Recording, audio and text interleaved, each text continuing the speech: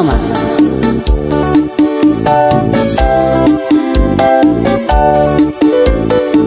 Alô, garçom!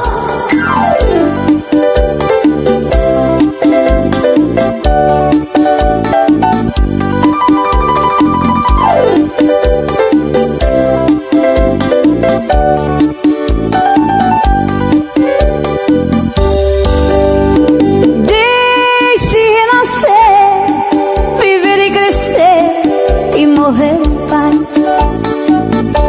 A nossa estrada era tão larga, não existe mais.